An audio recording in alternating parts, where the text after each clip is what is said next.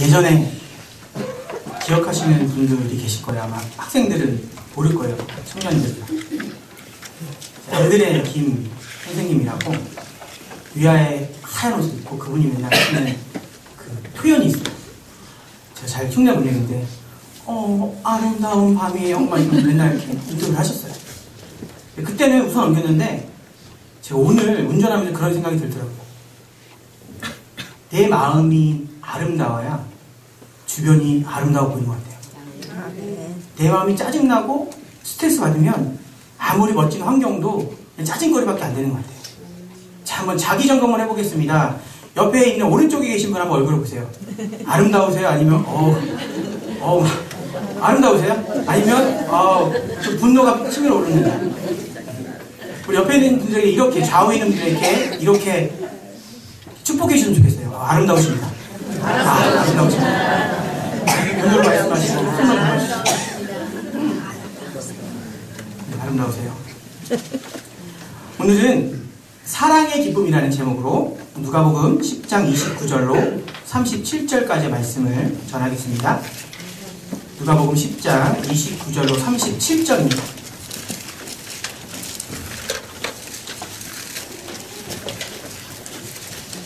네, 앞에 화면에도 나와 있고요. 제가 29절부터 하나님 말씀 읽겠습니다. 이 사람이 자기를 옳게 보이려고 예수께 여짜오되 그러면 내 이웃이 누구오니까? 예수께서 대답하여 가라사대 어떤 사람이 예루살렘에서 여리고로 내려가다가 강도를 만나매 강도들이 그 옷을 벗기고 때려 거반 죽은 것을 버리고 갔더라. 마침 한 제사장이 그 길로 내려가다가 그를 보고 피하여 지나가고 또 이와 같이 한 레인도 그곳에 이르러 그를 보고 피하여 지나가되 어떠한 사마리아인은 여행 중 거기 이르러 그를 보고 불쌍히 여겨 가까이 가서 기름과 포도주를 그 상처에 붓고 싸매고 자기 짐승에 태워 주막으로 데리고 가서 돌보아주고 이튿날에 데나리온 2를 내어 주막 주인에게 주며 가로되 이 사람을 돌보아 주라. 부비가 더 들면 내가 돌아올 때 갚으리라 하였으니 내 의견에는 이 세 사람 중에 누가 강도 만난 자의 이웃이 되겠느냐. 가로되 자비를 베푼 자이니이다. 예수께서 이르시되 가서 너도 이와 같이 하라 하시니라. 아멘. 한 해가 시작되었습니다. 새해가 되면 많은 사람들의 입에서 오르내리는 익숙한 표현들이 있어요. 희망찬 새해, 새로운 시작. 그러니까 작년에는 엉망이었지만 올해는 뭔가 새롭게. 하나님의 축복. 그런 말들이 설렘으로 다가오는 한편 지난 연말 그렇게 강조했던 사랑과 구제, 하나님의 긍휼이란 말은 어느새 꼬리를 감추었어요. 매년 이것이 반복됩니다. 매년 연말에만 그런 이야기가 반복돼요.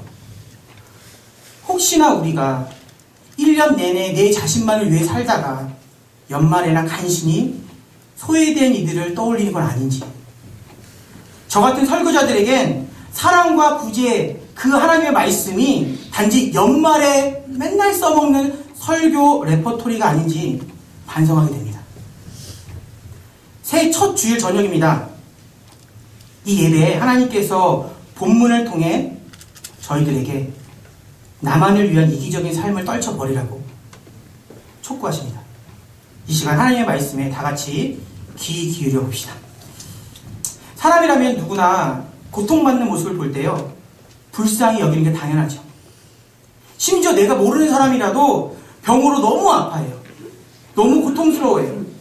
혹은 춥고 배고픔에 떠는 모습을 보면 안타까운 마음이 들죠. 마음이 아려오죠. 우리 사진 한 장만 잠깐만.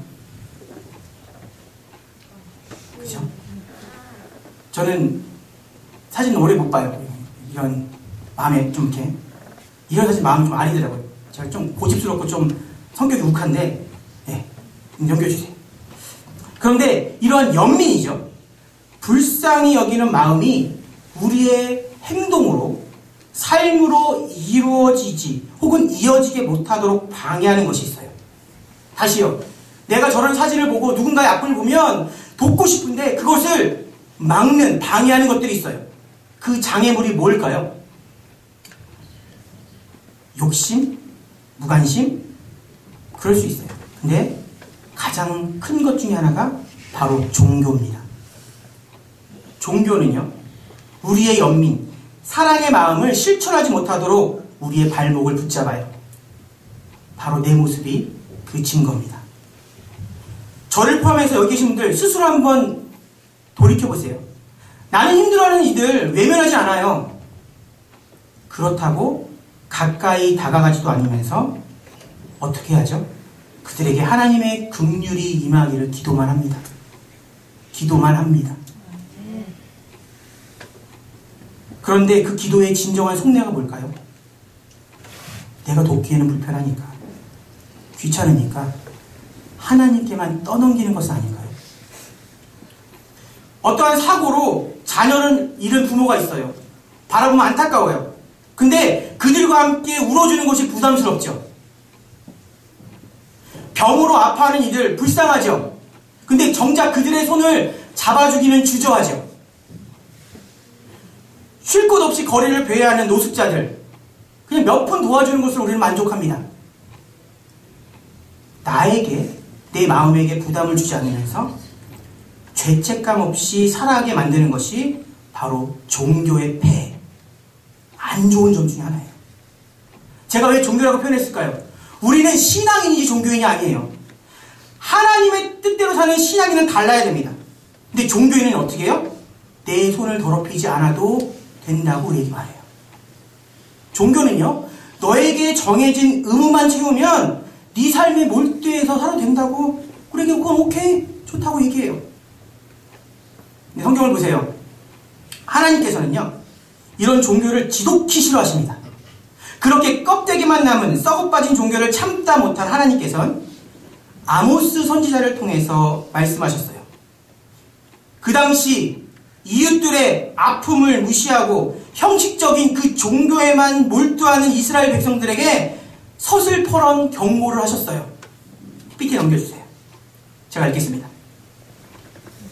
내가 너희 절기를 미워하여 멸시하며 너희 성회들을 기뻐하지 아니하나니 너희가 내게 번제나 소제를 드릴지라도 내가 받지 아니할 것이요 너희 살찐 희생의 화목제도 내가 돌아보지 아니하리라.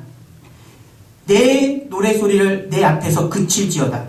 내 비파소리도 내가 듣지 아니하리라. 오직 공법을 물같이 정의를 하수같이 흘릴지로다. 하나님께서요, 천둥과 같은 목소리로 외치셨어요.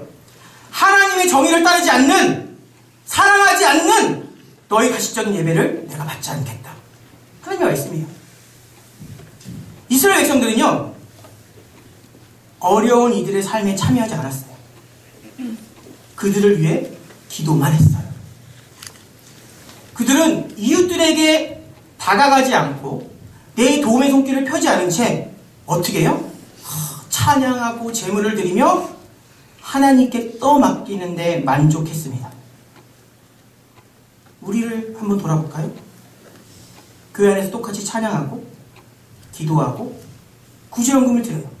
그리고 그것으로 충분하다고 스스로 위안합니다. 뭐가 다르죠? 다를 게 없는데요.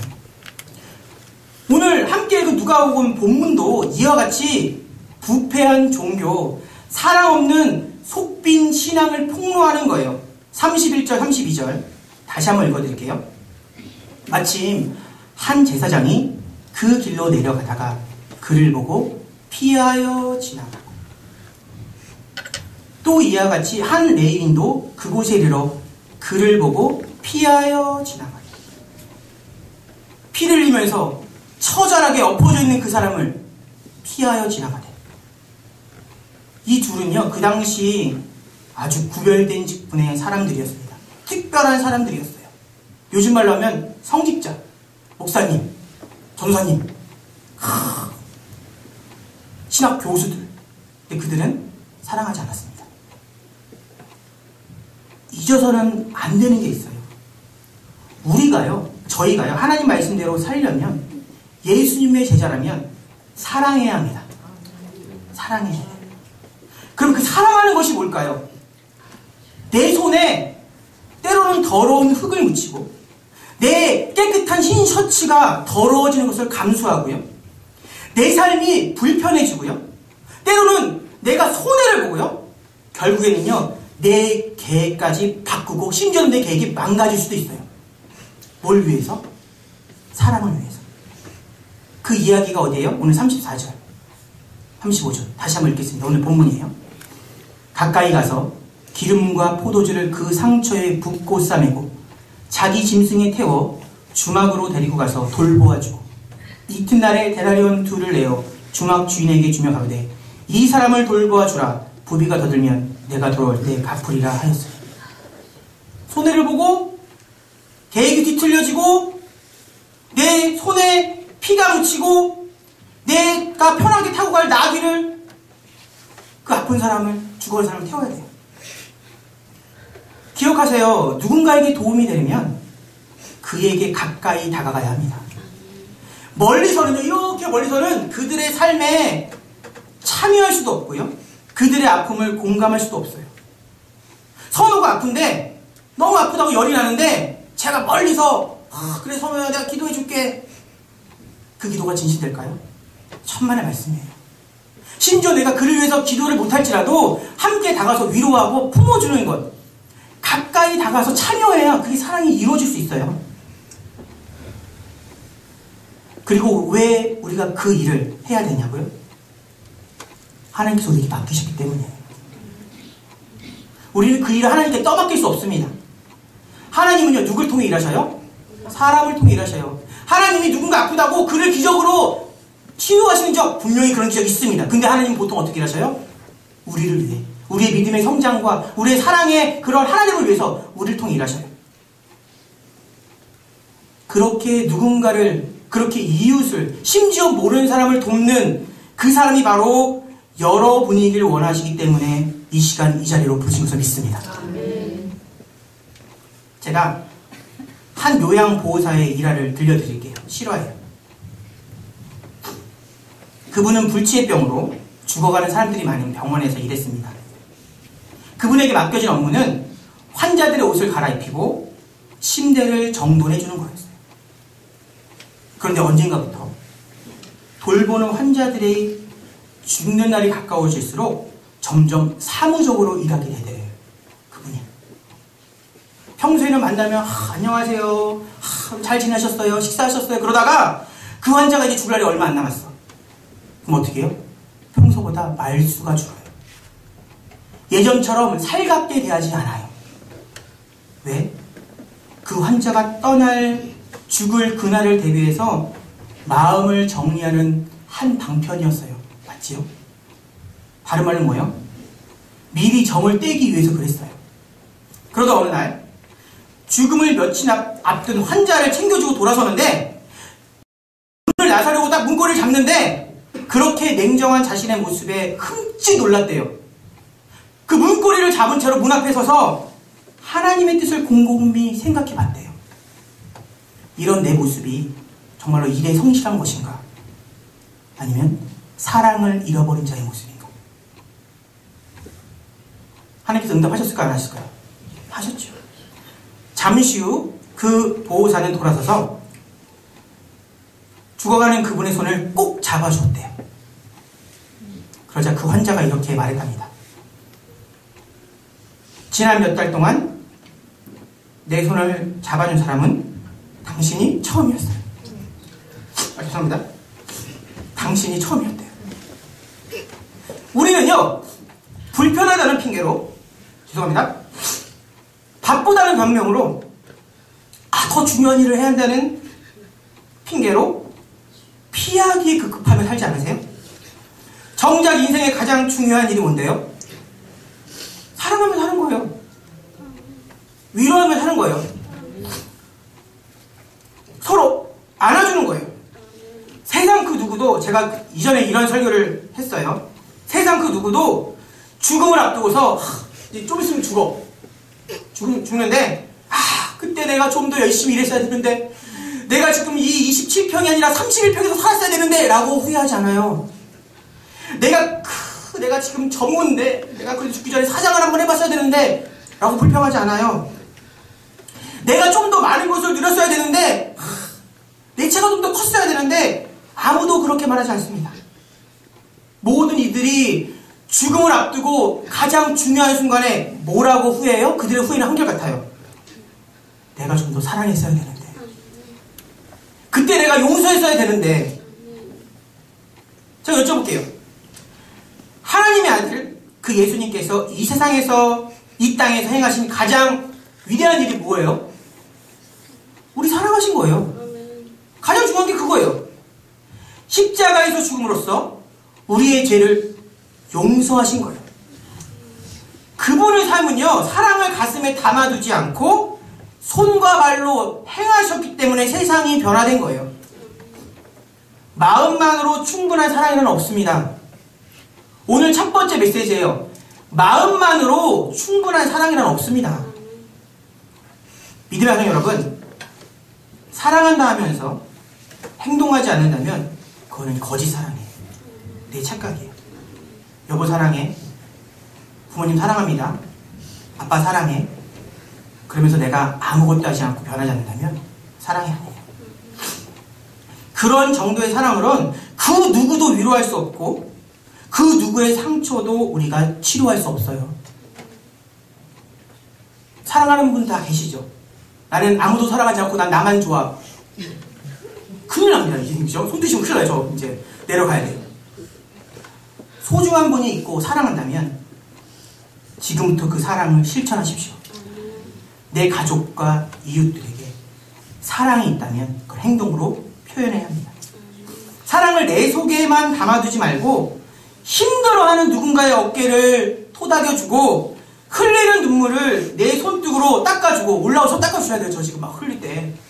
가난한 이들에게 내 것을 나눠주고, 오늘 나 치킨 먹어야지 하지만 배고파 죽어가는 아이들 있으면 우린 치킨 밥만 먹을 수 있잖아요. 그죠? 나눠주고 소외받는 이들에게 따뜻한 미소를 보여주세요. 교회 안에서 학교 너희들 친구들에게 혹은 직장 동료에서 분명히 그런 사람들이 있죠. 소외받는 사람들. 그들이 소외받고 싶어서 그럴까요? 아니요. 그들에게 필요한 건 뭐예요? 우리의 마음입니다. 그들이 왜 그래요? 그들이 뭔가 가슴속에 맺힌 응어리가 있고 뭔가 깨진 그러한 항아리 조각 같은 그런 아픈 모습이 있어서 그들 스스로 그렇게 살아가는 거예요. 그럼 우리도 같이 미워야 되나요? 아니에요. 그들을 품어주라고 예수님께서 우리에게 사랑을 보이셨고 바로 이곳에 보내신 줄 믿습니다. 아멘. 사랑하며 사시길 축원합니다. 아멘. 진짜 사랑은요, 마음속에 담겨있는 게 아니에요. 내 삶에서 나타납니다. 그리고 그런 사랑이 바로 완전한 사랑입니다. 우리는 항상 뭐만 생각해요? 말로만. 내 마음만 알면 됐지. 제가 하는 실수가 맨날 그래요. 내 마음이 그런데, 내 의도가 그런데 행하지 못하면서. 요한일서 3장 18절입니다. 자녀들아, 우리가 말과 혀로만 사랑하지 말고 오직 행함과 진실함으로 하자. 행하셔야 되는데요. 뭘 가지고? 진실함을 가지고 행하기를 축원합니다. 성경을 보면요, 곳곳에서 발견되는 신앙의 원리가 있어요. 오늘 설교의 주제는 이미 아시다시피 사랑이죠. 사랑에 대한 신앙의 원리가 있습니다. 죄송합니다. 제가 한번 세 개 다 할게요. 좀 마음이 좀 다시 평안해졌어요. 감사합니다, 하나님. 존재론적으로요, 좀 어려운 말 쓸게요. 이런 거 써야 제가 잘 이제 마음이 또 안 흔들려요. 또 원론적으로, 원칙적으로 봤을 때 인간은 부족하죠. 부족한 인간이 하나님의 말씀을 알아야 사랑할 수 있습니다. 맞죠? 인간은 부족해요. 뭐가 완전한 사랑인지 몰라요. 그래서 하나님의 말씀을 알아야 사랑할 수 있어요. 하지만 반면에 현실적으로 잘 들으셔야 돼요. 내가 먼저 사랑하면 하나님의 사랑이 뭔지 더 절실히 깨닫게 됩니다. 이게 되게 신비로운 거예요. 조선 후기 정조 때 아주 유명한 문장가가 있어요. 이름이 유한준인데 모르셔도 돼요. 저도 검색해서 찾아본 거예요. 그분이 남긴 유명한 멋진 문장이 있어요. 사랑하면 알게 되고 알게 되면 보이나니 그때 보이는 것은 전과 같지 않으리라. 와, 진짜 성경 구절에 살짝 껴도 될 것 같아요. 살짝 껴놔도 뭐예요? 사랑을 말로 설명할 수는 없지만 사랑에 빠지면 사랑이 무엇인지 알게 된다는 거예요. 우리가 하나님 말씀을 알아야 사랑할 수 있지만 반대로 어떻게 해요? 내가 먼저 사랑에 빠져보면 그 하나님 말하는 사랑이 뭔지 알 수 있다는 거예요. 오늘 본문을 통해서 이러한 신학적인 상상을 한번 해볼 수 있어요. 자, 한번 질문입니다. 왜 사마리아인은 강도 만난 사람을 도와줬을까요? 왜? 어려움에 빠진 사람을 도와야 한다는 사실을 잘 알았기 때문에? 그건 아닌 것 같아요. 왜? 앞에 제사장과 레위인은 그 말씀도 잘 알았죠. 구약 말씀과 율법에 더 능통했어요. 근데 그들은 알았지만 돕지 않았어. 사실 그 둘은요, 유대교를 대표하는 성직자들입니다. 따라서 유대교가 가르치는 하나님이 주신 말씀을 가지고 그들이 만든 그 율법에 사랑을 가장 잘 실천해야 할 사람들이었어요. 그들이야말로 레위기 19장 18절 어떤 말씀인지 읽어드릴게요. 원수를 갚지 말며 동포를 원망하지 말며 이웃 사랑하기를 내 몸과 같이 하라. 나는 여호와니라. 하나님께서 내 이웃을 내 몸과 같이 사랑하라 하셨는데 그 말씀을 그렇게 잘 아는 그들이 사랑하지 않았어요. 그들이 안다고 그들의 행동이 하나가 되지 않았어요. 이에 반해서 사마리아인은 사랑은 실천이라는 것을 알았어요. 더 근원적으로 하나님께서, 성령님께서 제게 주신 깨달음이 뭐냐면, 마음의 감동이 뭐냐면, 그는 사랑의 실천을 안 것이 끝난 것이 아니라 그는 사랑하는 기쁨을 알았어요. 그런 깨달음은요, 가르침을 통해 얻는 것이 아니에요. 내가 정말로 사랑해 보니까 그게 얼마나 좋더라, 그걸 체험적으로 알았어. 다르게 표현해 볼까요? 진심으로 사랑해 본 사람만이 그 사랑의 기쁨을 누릴 수 있습니다. 내가 누군가를 정말 사랑해보면 그 가슴 떨림과 그 사랑받는 사람들의 그 기쁨과 행복을 보면 그 감격을 아는 사람만 사랑할 수 있어요. 자, 우리 자녀를 둔 부모님들은 더 잘 이해하실 거예요. 경험적으로 이해하실 거예요. 내가 내 자녀를 위해서 조금 더 손해를 봐요. 내가 자녀를 위해서 조금 더 힘들게 일해요. 그래서 나의 그러한 고난과 혹은 고됨, 힘듦으로 내 자녀가 잘 되는 것을 볼 때, 그때 우리는 그 고생과 아픔으로 남아있나요? 아니요. 보람과 행복으로 돌아옵니다. 그것을 경험으로 아실 거예요. 오늘 말씀의 그게 핵심이 그거예요. 그 사마리아인이 왜 그렇게 사랑할 수 있었어요? 내가 사랑해 보니까 그 전에, 그러면 이렇게 한번 가정해 볼까요? 그러면 이 사마리아인은 물론 가상의 인물이지만 이 전에도 이런 사랑을 베푸며 살았을까요? 안 살았을까요? 살았어요. 어떤 계기가 되었던 살았기 때문에 이렇게 어떻게 보면 그 처절한 그 피 흘리는 일을 도와준 거예요. 어떻게 하나님의 아들이신 예수님께서 인간을 위해서 십자가에서 그렇게 수치스럽게 그 누구보다도 비참하게 죽으실 수 있으실까요? 어떻게 그렇게 죽으실 수 있으셨을까요? 똑같은 질문입니다. 단순히 예수님께서 우리를 사랑하셨다? 그분은 사랑이시다? 라고 말하기에 조금 뭔가 아쉬운 면이 있어요. 그분은요, 사랑의 기쁨과 감격, 그 가치를 아셨어요. 제 이야기냐고요? 아니요. 왜요? 그 예수님께서 우리에게 뭐라고 권면하시죠? 사랑하라고 권면하시잖아요. 때로는 우리에게 사랑하라고 강하게 명령하시잖아요. 그 이유가 뭘까요? 너희도 그 사랑의 감격을 누리라는 거예요. 자, 한번 아주 조금 복잡한 이야기가 될 수 있지만 한번 논리적으로 생각해 볼게요. 사랑하는 것이 그렇게 힘들고 괴롭고 희생하는 것만이라면 예수님께서 우리에게 사랑하라고 하셨을까요? 아니에요. 예수님 자신의 목숨보다 더 아끼는 우리들에게 사랑하라고 명령하실까요? 아니에요.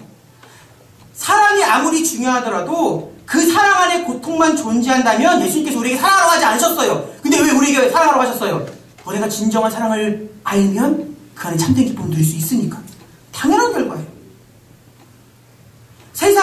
부모들은 자신의 자녀를 사랑하죠. 제가 비유해서 말씀드리는 거예요. 그런데 내 자녀를 키우는 것이 정말로 힘들고 고통스럽기만 해. 그렇다면 그 부모는 훗날 자녀에게 이렇게 말하겠죠. 야, 내가 너 키워보니까 정말로, 죄송합니다 이런 표현해서, 죽을 똥 쌌다 야. 야, 너는 아기를 낳지 마라 야. 사랑 좋은 거 알겠는데 와 너무 힘들어. 고통이야. 아픔이야. 너는 그냥 혼자 잘 살아라 라고 얘기할 거예요. 현실 속은 어떻죠? 부모님은 뭐라고 얘기해요? 야, 내가 너 키우면서 정말로, 다시 한번 합니다, 죽을 똥 쌌는데 너무 힘들었는데 너 잘하는 걸 보니까 내가 너무 행복했단다. 기쁨이 더 크단다. 조금은 관념적으로 들릴지 모르겠지만 사랑과 기쁨은요 동전의 양면과 같아요. 내가 사랑하니라고 희생하면 그것이 희생 같지 않으면 사실은 뭐예요? 기쁨이고요, 행복이고요, 감사해요. 진실한 사랑을 하면 내가 더 양보하고 내가 더 불편하고 내가 더 손해보는 것 같지만 그로 인해 받는 그 어려움은 아픔이 아니라 뭐래요? 기쁨과 감격으로 변화됩니다. 진짜 사랑을 하면 그것이 뭐예요? 고통과 아픔이 아니라 내 삶의 목적과 행복으로 돌아온다는 거예요. 믿음의 가정 여러분, 사랑합시다. 내 이익을 따지는 얄팍한 사랑이 아니라 진심으로 한번 사랑합시다. 그러한 진실한 사랑은 고통과 손해를 압도하는 거예요. 그리고 비교할 수 없는 큰 기쁨으로 돌아올 것입니다. 진짜 사랑을 하면요 이제껏 경험하지 못한 새로운 만족과 감격을 맛볼 수 있어요. 올 한 해 진실한 사랑을 통해서 우리의 삶이 풍성하게 되기를 축원합니다. 두 번째 메시지였어요. 마지막입니다. 오늘 함께 읽은 본문에는 포함되지 않았지만 사실 예수님께서 왜 선한 사마리아인의 비유를 말씀하셨을까요? 그 이유가 뭔지 앞에 나와 있어요. 뭐냐면 화면 넘겨주세요. 한 율법사가 구원의 조건에 대해서 질문했기 때문이에요. 제가 하나님 말씀 읽겠습니다.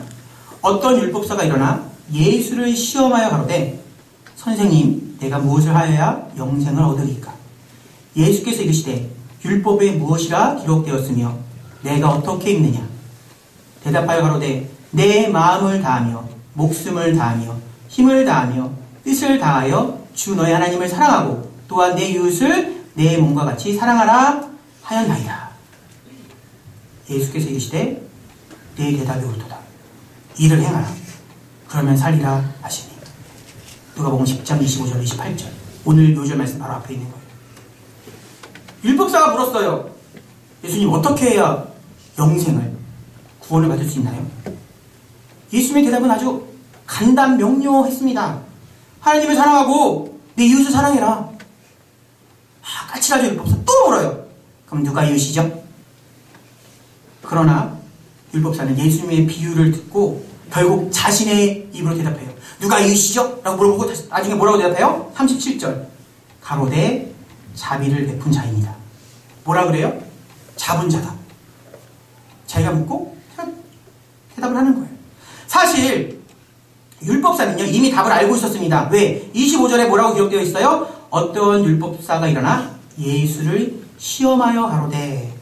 그 율법사는요 예수님을 떠본 거예요. 안 하니까 떠본 거예요. 이렇게. 나 율법사니까 얼마나 하나님 말씀에 빠삭했겠어요. 전문가겠어요. 그러면서 그 예수라는 저 청년이 그 저 랍비라 불리는 이 시대의 이런 돌풍과 그런 인기를 하는 저가 정말로 하나님 말씀 알고 있을까? 떠봤어요. 근데 이 사건을 통해서 이 말씀을 통해서 우리는 뭘 깨달을 수 있죠? 다시 한번 믿음의 핵심이 뭔지 알 수 있죠. 뭐예요? 아는 것보다 행하는 것이 중요하다. 율법사 알았어. 알았는데 자기는 안 해. 그리고 누군가를 예수님을 비난하기 위해서.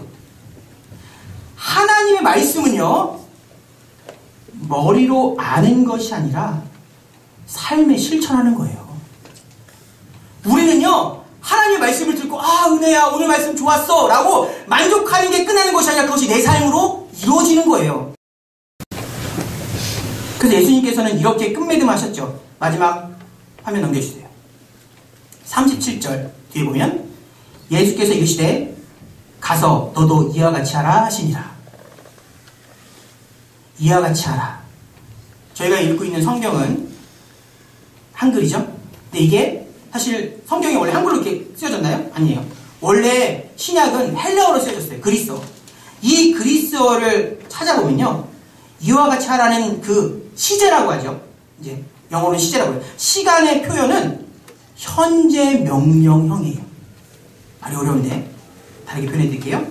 계속적인 반복적인 실천을 의미합니다. 너도 이와 같이 하라는 이 예수님의 말씀은 그 시간에 어떤 시간을 품고 있다고요? 너는 계속해서 해라. 계속 사랑해라. 변함없이 끊임없이 사랑해라. 즉 예수님께서 이 글의 흐름 문맥을 딱 보면, 설교도 구원을 잘해야 됩니다. 딱 보면 예수님께서 구원의 조건이란 뭐라고 알려주신 거예요? 너의 삶 속에서 끊임없이 사랑하는 것이 구원의 조건이라는 거예요. 오늘 집에 가서 읽어보세요. 율법사가 물어봤어. 영생의 조건이 무엇입니까? 예수님께서 쭈르르 말씀하신데 결론이 뭐예요? 너가 끊임없이 사랑하며 사는 것이 구원의 조건이다. 예수님께서 뭐라고?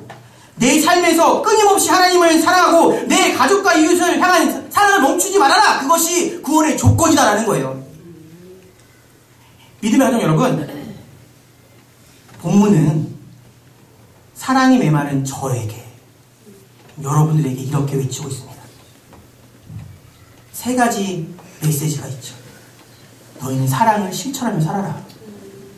그리고 그렇게 진실한 사랑을 해서 진짜 기쁨을 누려라. 그리고 그렇게 너희들이 끊임없이 하나님과 이웃을 사랑하는 것이 너희가 구원의 조건이라는 거예요. 우리가 구원의 조건이 뭐예요? 하나님을 사랑하는 거잖아요. 하나님 사랑이 끝나는 거예요? 아니, 이웃을 사랑하는 거잖아요. 간단합니다. 말씀을 마무리합니다. 한 해가 시작되었습니다. 다들 작년보다는, 지난 과거보다는 더 나은 삶, 더 멋진 삶을 위해 다양한 계획을 세우셨죠. 이제 고등학교 졸업하는 우리 학생들은 이제 자유다! 라는 학생도 있지만 1년 더 해야 되는, 미안합니다, 그런 학생도 있어요. 미안합니다, 진짜. 기도 못해서 그러다 내가. 그런데 진짜 멋지고 아름다운 삶, 보람있고 기쁨이 가득한 삶은 어떤 삶이에요? 사랑하며 사는 삶일 줄 믿습니다. 바라기는요, 올 한 해 과거 그 어떤 해보다 더 사랑하며 살기를 예수님의 이름으로 간절히 축원합니다. 기도하겠습니다.